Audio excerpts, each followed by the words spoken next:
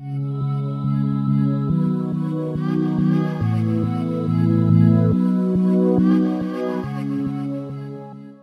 à tous, donc je suis en compagnie aujourd'hui d'Olivier Aubin-Mercier, ici au H2O à Montréal. Merci Olivier pour cette interview. Ben, de rien. J'étais un petit peu obligé d'accepter. Il m'a harcelé pendant 2 semaines. En plus, j'ai l'air très menaçant, on le sait. Donc Olivier, là tu vas donc combattre prochainement à l'UFC, à Montréal, à l'UFC 186, ouais, contre David Michaud. Et comment se passe ton entraînement jusqu'à aujourd'hui? Ben, ça va super bien. J'ai probablement moins de blessures que tous mes autres camps d'entraînement, puis l'intensité est encore là, donc mon poids, je suis un petit peu plus gros que normalement. J'ai commencé ma coupe de poids un petit peu plus gros, c'est sûrement les muscles de mes bras qui sont devenus un petit peu plus gros, donc il a fallu que je perde un petit peu de gras. Sinon c'est bien, parce que pendant mon combat je vais être plus gros que la dernière fois, ouais. Puis c'est ça qu'on veut, hein, j'imagine. David Michaud, c'est quoi son profil de combattant? On sait que là, il s'entraîne au MMA Lab en Arizona là, avec Benson Henderson. Il a 8 victoires et 1 défaite, je crois. C'est quoi son profil? C'est un lutteur. Je pense que c'est un gars qui vient de la lutte, mais que c'est un bon brawler. Donc, pas nécessairement le plus technique au niveau du stand-up, mais il se fait frapper puis il frappe aussi. Donc, c'est un petit peu un kamikaze. Dans le sens que c'est très risqué pour les deux combattants d'essayer de brawler avec. Comme je disais, un bon lutteur au sol, peut-être un petit peu moins technique, mais il a de l'air pesant quand il est par-dessus. Donc il va falloir faire attention de ne pas se retrouver en dessous, ou si je me retrouve en dessous, de vraiment canceller son ground and pound. Là, on a vu que parmi tes 5 victoires en MMA, tu les as toutes gagnées par soumission. La dernière en date, d'ailleurs, c'était à l'UFC contre Lindsay, où tu as pu gagner, ouais, grâce à donc c'était un triangle, c'est ça, inversé? Ouais. C'est un triangle inversé, c'est une technique que je faisais beaucoup en judo. À vrai dire, c'était ma technique favorite en judo. Puis quand j'ai commencé le jiu-jitsu, c'était une des techniques que je finissais le plus souvent mes adversaires. Puis la raison pourquoi le jiu-jitsu ça marchait beaucoup, c'est que c'était pas connu encore dans ce sport-là. Donc le triangle inversé ou sangaku en judo, le monde du jiu-jitsu il faisait pas ça. Puis c'est la même chose en MMA. Je pense qu'il y en a eu 3 peut-être dans l'histoire du UFC, 3 ou 4. Là. Puis un de ceux-là, c'est moi qui l'ai fait. Fait que je suis pas mal content de ça. Mais oui, c'est une soumission qui m'a valu 50 000 $. Qu'est-ce qui est ironique parce que je faisais ça tout le temps durant les compétitions de judo. Puis mes amis de judo, ils me disaient après ça, ils disaient, crème, avoir su, j'aurais lâché le judo puis je serais allé dans le MMA faire des sangaku, ça vaut bien plus cher dans le MMA. Exactement, et donc là, on t'a beaucoup comparé avec Georges Saint-Pierre là récemment pour surtout là, lors de la finale du Tough Nations là, contre Tchad, tout ça. Est-ce qu'on continue un petit peu de te saouler un peu avec ça ou maintenant c'est terminé? Non, c'est terminé. Je pense que j'ai fait comprendre un petit peu que j'étais pas le prochain Georges Saint-Pierre. Surtout que ma personnalité, je pense qu'elle est un petit peu différente de la sienne. J'ai beaucoup plus de cheveux, puis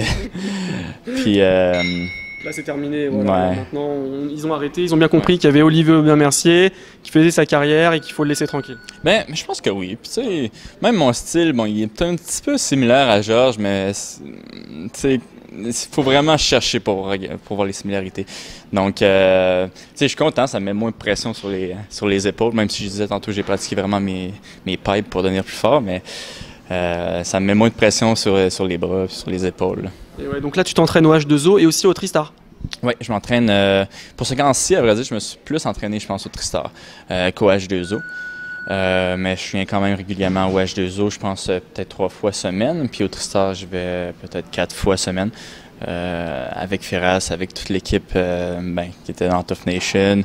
Puis tous les amis du UFC, justement, que Georges est revenu s'entraîner avec nous lundi. J'ai eu la chance de faire un magnifique round avec lui. Fait que c'est sûr que pour moi, c'est une belle expérience de faire plus mon camp là-bas aussi un petit peu que normalement. Je pense avant, j'y allais peut-être 3 fois semaine. Là, j'y vais un petit peu plus souvent, 4 ou 5 fois semaine au Tristar. Il y a beaucoup de combattants là, québécois qui seront sur cette carte. Je crois que vous êtes 6, il me semble. Je me souviens plus exactement du nombre. En tout cas, là, le fait de combattre ici, là, à Montréal, au Centre Bell, ça te fait quelque chose? Ben, non. Whatever. Ben tu sais, c'est parce que je me suis déjà battu au Centre Bell, moi, quand j'étais mon premier combat pro. Il y avait... C'est pas une première alors pour toi? Non. La première, ça va être qu'il va y avoir un petit peu plus de monde. Je pense qu'il y avait 2000 personnes la première fois que je m'étais battu au Centre Bell. C'était pour Ringside. Je pense que j'étais le deuxième combat de la soirée, là. Donc, ça fait quand même un petit moment. Puis, il y avait beaucoup moins de monde. Je pense que ça va être une toute autre expérience, là. Je blague un peu, mais c'est sûr que ça va être stressant. C'est sûr que ça va être spécial là, de me battre vraiment dans ma cour, là. Je veux dire, ça va être tous des fans québécois. Puis, bon, on va en avoir un petit peu de l'extérieur aussi, mais je pense qu'en grande partie, ça va être des fans québécois. Steve Bossé, là, qui a remplacé Rampage face à Maldonado, qu'est-ce que ça t'inspire? Ben, quel homme, tabarouette, de dire oui à un combat si proche. C'est un joueur de hockey en plus. Ben oui, c'est ça, c'est un ancien goon. Il devrait faire un film sur lui, comme le film Goon. C'est un film drôle, mais il devrait faire un film sur lui, un goon qui finit dans le UFC puis qui gagne la ceinture. On ne sait pas si. On va dire à Bossé de gagner la ceinture. On n'a pas le choix, là. Est-ce que les Canadiens de Montréal gagneront la Coupe Stanley cette année? Ouais. Je sais pas. Je suis pas ça. Je pense que je suis le seul Québécois qui suit pas ça. C'est pas mon sport, malheureusement. Mais à vrai dire, c'est mon coloc, Guillaume, qui m'a dit que les Canadiens ils étaient en série. Moi, je pensais qu'ils faisaient pas les séries. Il dit non, ils sont vraiment bons cette année. Ils ont des chances, tu sais. Puis, je suis comme, OK, ben j'espère que leur finale va pas être durant le 25, durant le UFC, donc on va voir, là, je sais pas. Je sais que tu es un fan de Dragon Ball Z, tout comme moi d'ailleurs. C'est qui ton personnage préféré? Je pense que c'était Piccolo. Piccolo ou Vegeta. Je trouvais que Sengoku était un petit peu cheesy. Mais je trouve que Sengoku était cheesy, mais quand j'étais jeune, c'était mon héros. Ouais. Mais à vrai dire, c'est une des raisons pourquoi j'ai commencé le MMA, le Dragon Ball. Ouais, je pensais que c'était possible de se battre contre 1 million de personnes puis gagner, puis de voler, puis de se téléporter. Puis, ben, à ma grande déception, ce n'est pas possible. Mais c'est une des raisons pourquoi j'ai commencé les arts martiaux, quand j'avais commencé le taekwondo dans ce temps-là. Avec comme but de devenir un maître du Dragon Ball, je sais pas, d'aller chercher les Dragon Ball puis faire l'espèce de tournoi qu'ils faisaient dans les livres. Là. Mais comme je te disais tantôt, moi j'ai juste lu les livres, j'ai pas regardé les animés. J'ai pas regardé beaucoup d'animés, je dois avouer. J'ai regardé Berserk puis à part de ça, je m'en souviens pas. Bon bah écoute, on te souhaite bonne chance pour ce combat, Olivier. C'est bientôt là tu es en fin de préparation. Et puis voilà, on te souhaite le meilleur pour ce combat. Ben merci, mais faut pas souhaiter bonne chance, faut souhaiter bon succès. Bon succès. Ouais, parce que ça porte malchance. C'est vrai, merci Olivier. De rien.